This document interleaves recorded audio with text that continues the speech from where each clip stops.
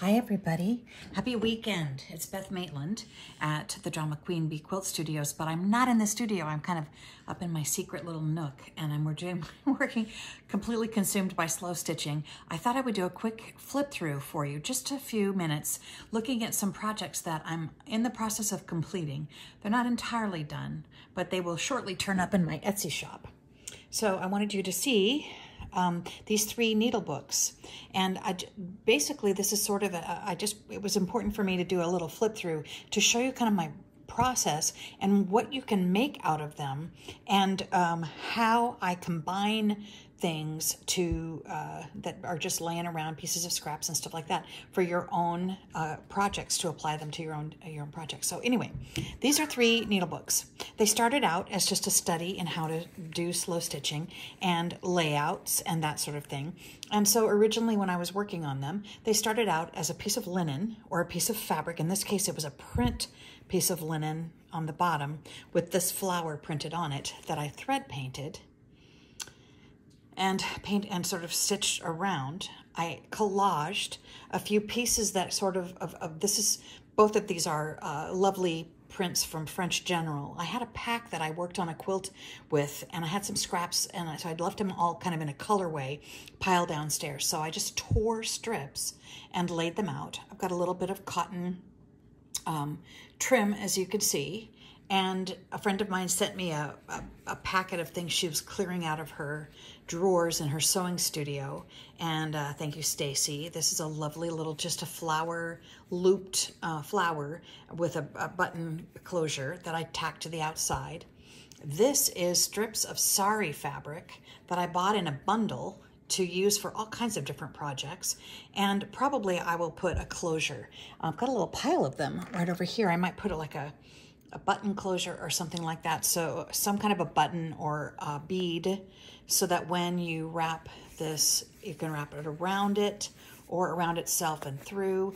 But the idea is to sort of show you what I'm after. All of this is cantha stitching here, simple in and out embroidery stitching and stem stitching.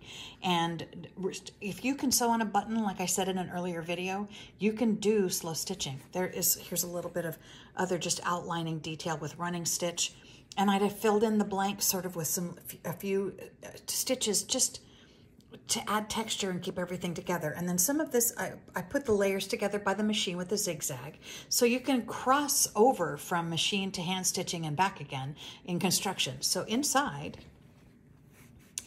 as we open our book, this is a piece of vintage linen sheeting. And I've been using it for a while. It's in the palest blush pink. It came with a bunch of holes on it. I found it, I thrifted it, and I found it with a bunch of holes in it. So I tore around the holes and the pieces that were too thin, and then made a little pocket with a fold over flap. Again, all of this is constructed by machine just for security's sake, because the linen was pretty fine. But in here you would slide your scissors or a pack of buttons or a pack of needles. And then this is beautiful. I bought it by the yard brand new. This is felted Australian wool.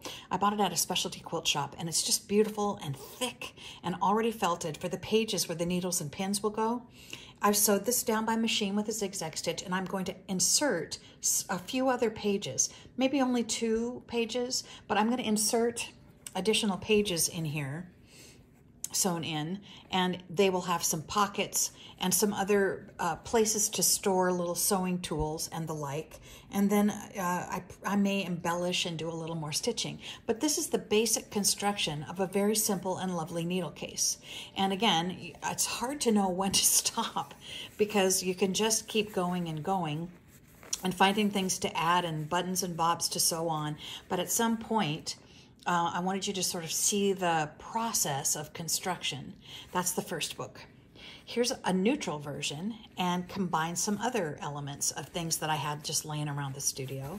This one combines a few, this is an old these are some pearl buttons. They're my favorite material right now. I'm sewing pearl buttons on everything. A button off of a sweater here, and then a little key charm. This is an embroidery from Urban Threads. Shout out to Urban Threads Online for all of you machine embroiderers out there. These my friend Stacy sent me from her drawer. Again, another bag full of little goodies. These are from someone's wedding dress that she made. And I keep cutting up the doily and just the lace and just adding them on as I see fit. But this was the original project. Again, this is a piece of torn linen as the base. It's ticking striped or pin striped in beige with white. And it was just a piece of linen, just yardage I had. I tore it and then I started adding. This is another piece of linen on top and did a little embroidery. I filled in some blanks with some embroidery stitches. You can see them a little closer here. Just French knots and little lazy daisy loops. This is bullion stitch and lazy daisy loops and stem stitch. Everything is, and then Bora stitching in and out, just for texture, and a little strip of fabric here, a strip of fabric there. This is linen on batting, and I did on the sewing machine, on the embroidery machine, I did sort of 6 at once and then cut them up into little stamps to use in these kinds of projects. So a slow stitch project turned into a beautiful needle case. Another place for scissors. Here's the Australian wool again. I'm going to insert a couple of pages. Maybe I'll use a similar print to this. But this is a beautiful Tim Holtz Urban Elements fabric. My daughter had some quilting left over in scraps that kind of went with it that were music. She's a musician that had music notes, so I added a little pocket on the back.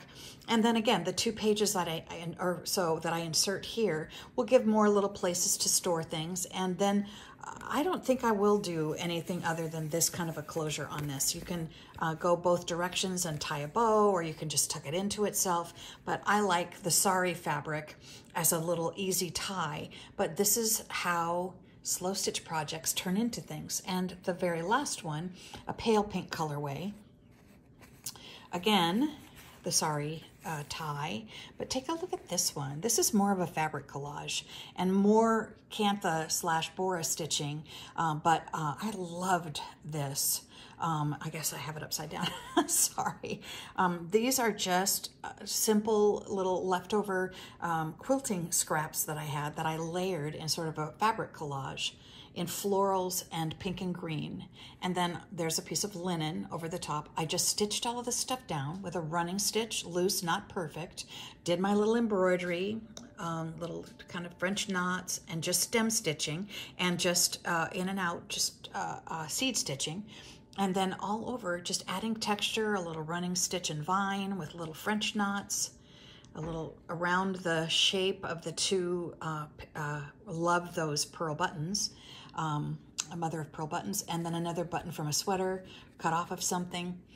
Anyway, that was a slow stitching project, again, turned into a lovely needle book. So the interior is just quilting cotton, a little pocket with a little bit of trim on it. Here's our 2 good pages for needles and pins, which I will load up before I decide to pass this on. Another pocket in the back, because as you can see, this whole page has this lining. I put the entire pocket across the entire lining and then sewed the lining down, so there are pockets on both sides. This one for a seam ripper, this one for a pack of pins, or maybe your scissors, little gadgets, packets of threads, whatever. And then again, I'll probably insert a couple more pages. But you can tie close in both directions, or you can just tuck it through.